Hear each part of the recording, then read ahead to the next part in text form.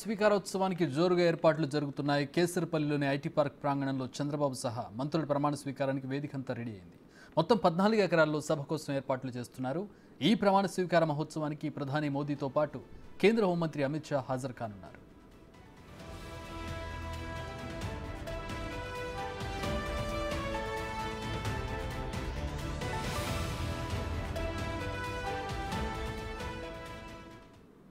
చంద్రబాబు ప్రమాణ స్వీకార కార్యక్రమానికి సంబంధించిన ఏర్పాట్లు జోరుగా జరుగుతున్నాయి. దీనికి సంబంధించిన మరిన్ని వివరాలు అందించడానికి గ్రౌండ్ నుంచి మా ప్రతినిధి రాణా లైవ్లో అందుబాటులో ఉన్నారు. రాణా,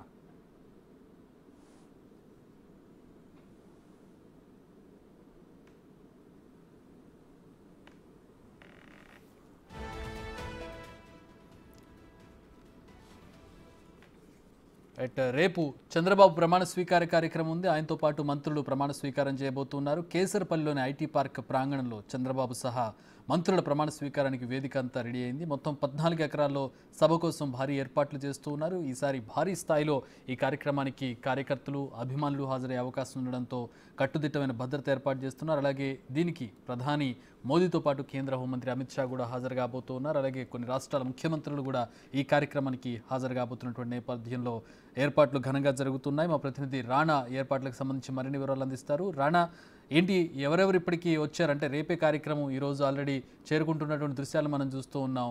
చంద్రబాబు కుటుంబానికి సంబంధించిన నందమూరి ఫ్యామిలీకి చెందిన వాళ్ళు వస్తూ ఉన్నారు.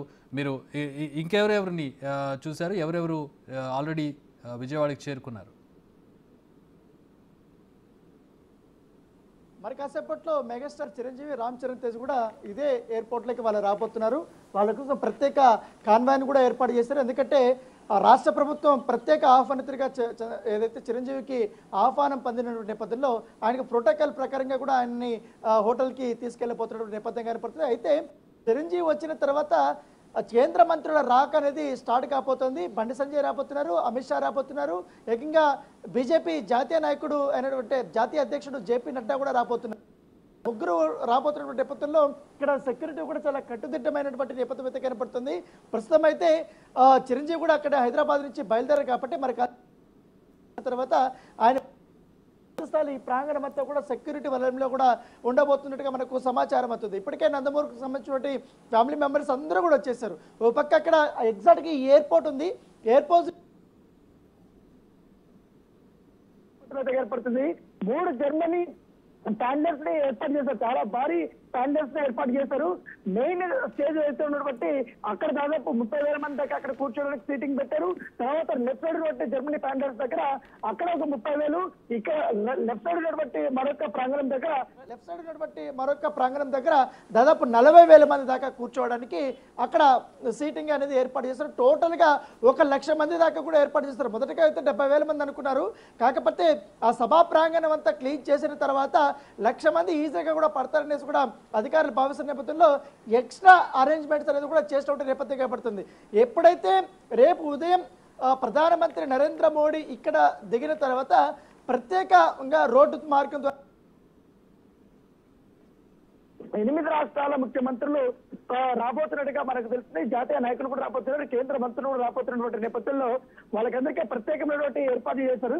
ఇక్కడ పార్కింగ్ సమస్య అనేది చాలా ఎక్కువగా ఉన్నది మొదటి నుంచి కూడా. కాకపోతే మరో 10-12 ఎకరాలు ఆర్టీఓ ఆఫీస్ సమీపంలో అక్కడ కూడా తీసుకున్నారు. అది కూడా పూర్తి స్థాయిలో కూడా సద్వినియోగం చేశారు. అక్కడ కూడా పార్కింగ్ చేయడానికి వెసులుబాటు కల్పించారు. మరోవైపు ఎయిర్పోర్ట్ కు ఆపోజిట్ ఉన్నటువంటి ప్లేస్ అంటే సభా ప్రాంగణం లెఫ్ట్ ప్లేస్ లో ఒక ఐటీ పార్క్ ఉంది. ఐటీ పార్క్ దగ్గర అక్కడ ఒక 12 ఎకరాలు పూర్తిగా అక్కడ చదును చేసి పార్కింగ్ కోసం వారు ఏర్పాటు చేశారు. తర్వాత ఇతర చిన్న కాలేజెస్ కానీ ఆర్టీఓ ఆఫీస్ దగ్గర వాటిలో కూడా పార్కింగ్ సదుపాయం అనేది ఏర్పాటు చేశారు. ఎందుకంటే ఈ రోజు నైట్ నుంచినే ఇక్కడ పూర్తి స్థాయిలో వాహనాలను మళ్లింపు కార్యక్రమాలు అనేది స్టార్ట్ కాబోతున్నాయి. ఎందుకంటే పెద్దగా ఎక్కువగా ఈ యొక్క హైవే మీద వాహనాలు మళ్లింపు అనేది ఉండబోతున్నట్టుగా మనకు తెలుసు. మెయిన్ హైవే ఇది కోల్కతా హైవేగా ఉంది. ఇది కోల్కతా చెన్నై హైవేగా ఉంది, కోస్టల్ కారిడార్. ఇది ఎటు మళ్ళిస్తారు ట్రాఫిక్ ని? గన్నవరం మెయిన్ రోడ్, కేసరపల్లి కూడా మెయిన్ రోడ్ మీద ఉంటుంది. ఏలూరు రోడ్డుని యూజ్ చేయకుండా మచిలీపట్నము అటువైపు పామర్ రోడ్డు నుంచి కూడా కొంచెం మల్లింపు చర్యలు ఉండే అవకాశం ఉన్నట్టుగా తెలుస్తుంది. పైగా సాధారణంగా ఓపెన్ అయిపోతుంది కాబట్టి తర్వాత సాధారణంగా Of course. మళ్ళీ వాళ్ళకి ఇక్కడ క్లియరెన్స్ వస్తుంది. ఎమర్జెన్సీ ముఖ్యంగా హెవీ వెహికల్స్ కి మాత్రం కాస్త రిస్ట్రిక్షన్స్ ఉన్నాయి. సిటీ అవుట్స్కట్స్ లోనే వాటిని ఆపేస్తారు. ఉదయం 6 గంటల నుంచి వాటికి నో ఎంట్రీ ఉంటుంది. సో కార్లు కూడా ముందుగానే చెప్తారు కాబట్టి ఆల్రెడీ సిటీలో కూడా ట్రాఫిక్ ఆంక్షలు ఉంటాయనేసి వారికి ముందుగానే చెప్పారు. రేపు ఇటు గన్నవరం నుంచి ఏదైతే ఏలూరు కానీ ఇటు కాకినాడ విశాఖపట్నం వెళ్ళే హైవే ఉంటుంది కాబట్టి అక్కడ ప్రయాణాలు మాత్రం కాస్త తక్కువగా పెట్టుకోమనేసి కూడా ఇప్పటికే వారు ట్రాఫిక్ సిబ్బంది కూడా ఎప్పటికప్పుడు అనౌన్స్మెంట్ కూడా చేస్తున్న షెడ్యూల్ ఏమైనా వచ్చిందా రానా? ముఖ్యంగా ఇటు హైదరాబాద్ నుంచి పెద్ద ఎత్తున కూడా అతిథులు వస్తున్నారు కాబట్టి షెడ్యూల్ ఏమైనా వచ్చిందంటే ఎన్ని గంటలకి ఏంటి, ఎన్ని గంటలకి ర్యాపప్ ఉంటుంది, ఎన్ని గంటలకు ప్రారంభం అవుతుంది అనే దానికి సంబంధించి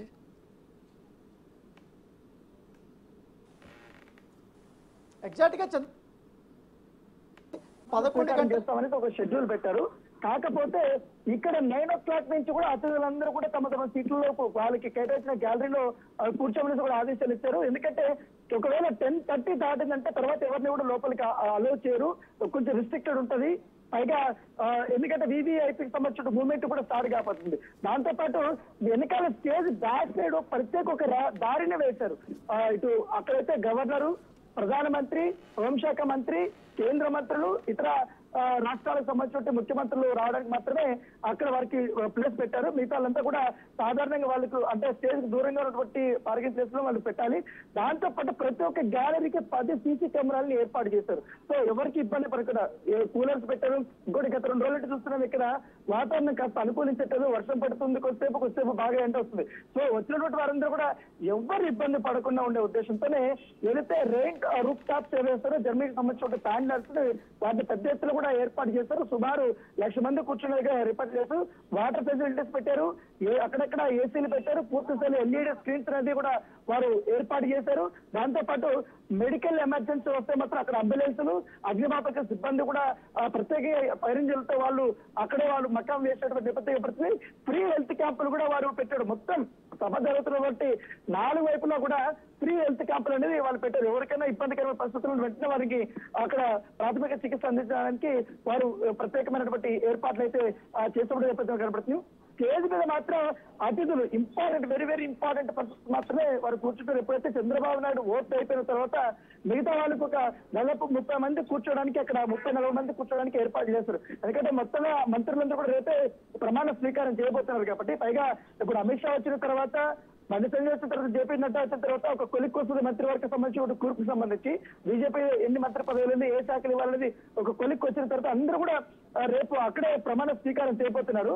అయితే ఇక్కడ ఎయిర్పోర్ట్ దగ్గర మాత్రం చాలా తొందరగానే ఉంది. ఎందుకంటే దాదాపు ఉదయం నుంచి కూడా మనం చూస్తున్నాం ఢిల్లీ వెళ్ళినటువంటి వారు కానీ, హైదరాబాద్ వెళ్ళినటువంటి ఎమ్మెల్యేలు కానీ, ఎంపీలు కానీ, అలాగే ఇతర కుటుంబ సభ్యులు కానీ, సెలబ్రిటీలు వాళ్ళందరూ వన్ బై వస్తున్నటువంటి నేపథ్యం. ఎప్పుడైతే బాలీవుడ్ నుంచి కూడా కొంతమంది హీరోలు కూడా ఆహ్వానం పంపించినట్టుగా మన సమాచారం ఉంది. గతంలో చంద్రబాబు నాయుడు ఓట్లు తీసుకున్నప్పుడు 2014లో బాలీవుడ్ నుంచి వివేక్ ఓబరాయ్ కానీ వీళ్ళందరూ కూడా వచ్చారు. సో వాళ్ళకందరికీ కూడా మళ్ళీ ఇన్విటేషన్లు ప్రత్యేకంగా కూడా పంపించడానికి మనకు సమాచారం ఉంది. సో ఈ రోజు వచ్చే వాళ్ళకి ఊహాగానాలు వస్తున్నాయి.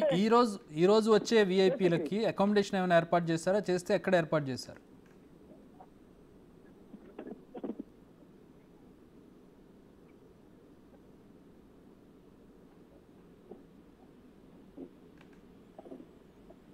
ఆల్రైట్, మళ్ళీ కాంటాక్ట్ చేసే ప్రయత్నం చేద్దాం. ప్రస్తుతం నందమూరి కుటుంబ సభ్యులు ఎయిర్పోర్ట్కి చేరుకున్న దృశ్యాలను మనం చూస్తున్నాం. నారా బ్రాహ్మణి, బాలకృష్ణ భార్య వసుంధర, అలాగే చంద్రబాబు మనవడు దేవాంశ్, ఇతర కీలక కుటుంబ సభ్యులందరూ కూడా చేరుకున్నటువంటి దృశ్యాలను మనం చూస్తున్నాం. మరికొద్ది సేపట్లో చిరంజీవి ఫ్యామిలీ కూడా రీచ్ కాబోతున్నట్టుగా తెలుస్తోంది. ఇప్పటికే హైదరాబాద్ నుంచి ఆయన ఫ్యామిలీ బయలుదేరారు. ప్రత్యేక అతిథిగా చిరంజీవిని ఈ కార్యక్రమానికి ఆహ్వానించినట్టుగా తెలుస్తోంది. అయితే ప్రస్తుతం రాణా జాయిన్ అవుతూ ఉన్నారు. రాణా, యాజ్ యాస్డ్, ఇప్పుడు ఈరోజు వచ్చినటువంటి అతిథులకి అకామిడేషన్ కార్యక్రమాలు ఏమైనా ఇచ్చారా? ఎక్కడ అకామిడేషన్ ఇచ్చారా ఒకవేళ ఇస్తే?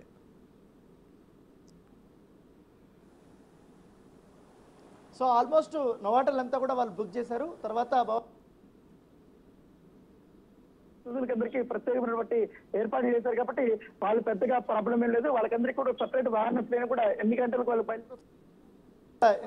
అదంతా కూడా వాళ్ళు బయలుదేరేటప్పుడు కూడా ట్రాఫిక్ ఇబ్బంది లేకుండా కూడా పూర్తి స్థాయి చేశారు. అంటే చిరంజీవి చాలా స్పెషల్ అట్రాక్షన్ గా రాబోతున్నారు. ఎందుకంటే ఒకవైపు Pawan Kalyan deputy chief minister గా ప్రమాణ స్వీకారం చేయబోతున్నారని ఊహాగానాలు వస్తున్నటువంటి నేపథ్యంలో ఒక అన్న ముందు తమ్ముడు ఉప ముఖ్యమంత్రిగా ఆయన ప్రమాణ స్వీకారం చేయబోతున్నాడు. ఆ ఫీలింగ్ అంతా ఇంత కాదు. ఎందుకంటే మనం చాలా మందిని ఎప్పుడైతే చిరంజీవి ఇన్విటేషన్ వచ్చింది, ఆయన వస్తున్నారని తెలియగానే ఇక్కడంతా అభిమానులు కూడా చాలా ఉద్వేగంతో ఉన్నారు. సో ఇదొక హిస్టారిక్ మూమెంట్ గా ఉంది. మాకు చూడడానికి కన్నుల పండుగ ఉండబోతుంది అనేది కూడా వాళ్ళ మామూలుగా ఒక ఎమోషనల్ కనపడుతుంది. దాంతోపాటు పెద్ద ఎత్తున ఈ మొత్తం అంతా వారసులంతా చిరంజీవి కోసం వచ్చినట్టు వారే వీళ్ళందరూ కూడా వాళ్ళే ఆయన ఊరేగింపుగా తీసుకెళ్దామని వస్తారు. ఎందుకంటే అఖిల భారతీయ చిరంజీవి యువత కూడా వాళ్ళు వచ్చారు. దాంతోపాటు ఆయన రిసీవ్ చేసుకోవడానికి కూడా ఇప్పటికే ప్రోటోకాల్ సంబంధించిన అధికారులు కూడా వారు వచ్చి నేపథ్యం కనపడుతుంది. ఎందుకంటే రేపు జనసేన పార్టీకి ఎన్ని మంత్రి పదవులు వస్తాయి ఏంటి అనేది కూడా ఒక పక్కన పెడితే మాత్రం రేపు పవన్ కళ్యాణ్ ఏ శాఖ తీసుకోబోతున్నారు, ఉప ముఖ్యమంత్రితో పాటు ఏ శాఖ తీసుకోబోతున్నది ఒక ఉత్కంఠగా కనపడుతుంది. కాకపోతే విజయవాడ, గుంటూరు, ఇటు గన్నవరం, తూర్పుగోదావరి, ఉభయ గోదావరి జిల్లాలో అంతా కూడా ఒక పండగ వాతావరణం అయితే నాకు ఉదయం నుంచే కనపడుతుంది. ఎవరు మామూలుగా చూసినా ఒక తెలియని ఒక వైబ్రేషన్స్ అయితే కనపడుతున్నాయని చెప్పొచ్చు. ప్రతి ఒక్కరు వస్తున్నారు, స్టేజ్ దగ్గరకు వస్తున్నారు. పర్మిషన్ లేకపోతే కూడా వాళ్ళు ఏదో రకంగా వచ్చి అక్కడ ఫోటోలు సెల్ఫీలు తీసుకొని వెళ్తున్నారు. ఎందుకంటే రేపు కొంతమంది పాపం దొరకవు కాబట్టి అక్కడ లోపలికి వెళ్ళడానికి అనుమతి ఉండదు కాబట్టి అలా వాళ్ళ ఆనందాన్ని దాంతోపాటు వాళ్ళు కూడా మాట్లాడుతూ తమ ఎంతో సంతోషంగా ఉన్నారో వాళ్ళు హిస్టారిక్ మూమెంట్ ని వాళ్ళు ఎంజాయ్ అయితే చేయబోతున్నారు.